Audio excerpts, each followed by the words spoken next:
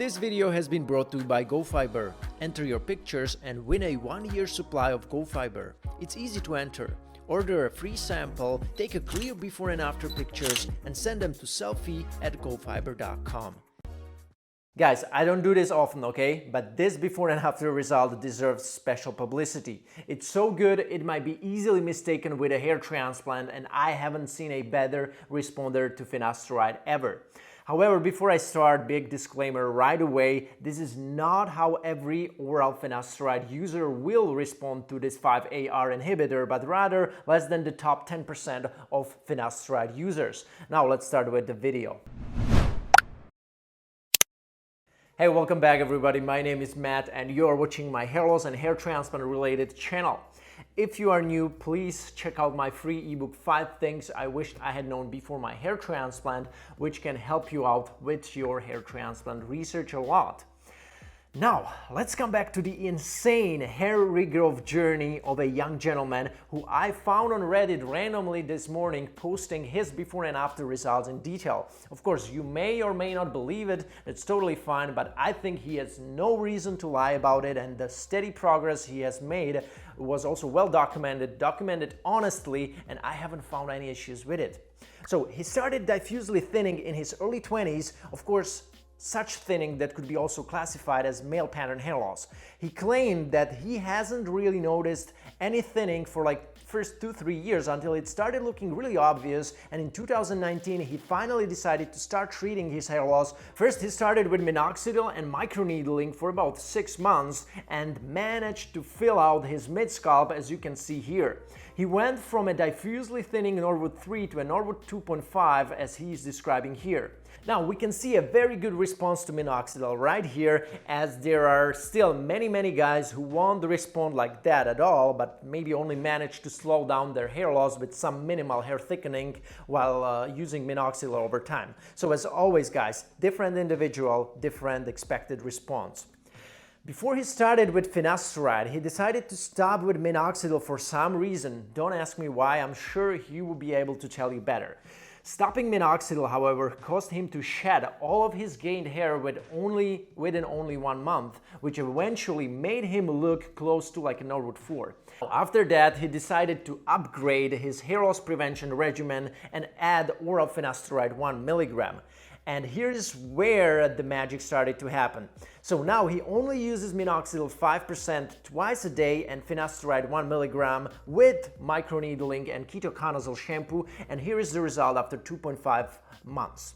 Now after 2.5 months he decided to do a small tweak in his regimen. He stopped microneedling for good and decided only use Minoxidil once a day and finasteride 1 mg.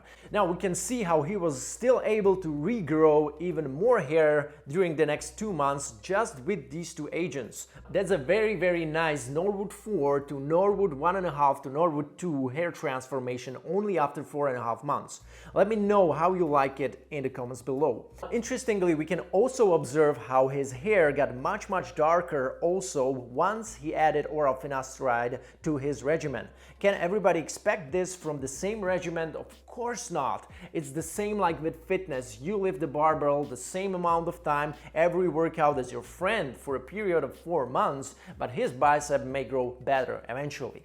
What does he have to say about the side effects on finasteride? Well, only side effects were that I was super horny for the first 2 months. After that it went down, but libido stayed higher than baseline. I did have ball aches initially, but that went away after a week or 2. I can't say it was the finasteride, as I have had ball aches before. I also noticed that I kept a lot of lean mass despite not working out, and I find it easier to be relatively lean despite eating like crap and not exercising. I think it's because I already have high testosterone, so finasteride probably raised it to the super high end. Now here's one interesting thing that he mentioned, and I'd like to point it out. He mentioned that he has been a vegan for 6 years since he was 18, he's 24 now.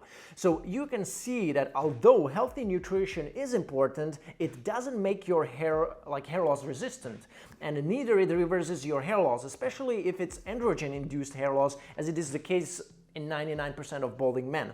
Now, I think that it's possible to affect hair loss with healthy nutrition to the extent, but only if the hair loss itself is being partially induced by vitamin or mineral deficiencies or any other underlying inflammation or defects of your gut, which is unable to maybe properly absorb all the nutrients from the food you ingest, okay? But this is a topic for a whole another video. Alright, that was it for this video. I really wish this man all the best, especially further progress in the upcoming months, as he's only on 4.5 months right now. Although he was unlucky to start losing his hair very early on, he was also very lucky on the other hand to respond well to conventional hair loss treatments like minoxidil and finasteride.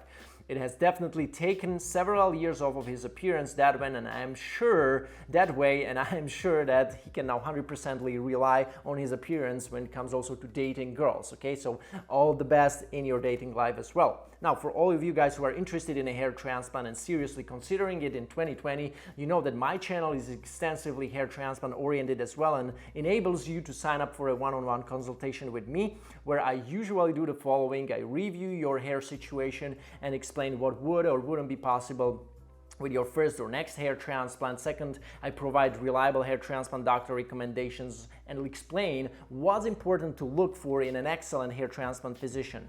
Number 3, I review the clinic that you already are researching or you are communicating with. And number 4, I provide further assistance after our consultation is over per email, just to make sure that you are on the right track. That's it, guys. I will see you in another video. Take care.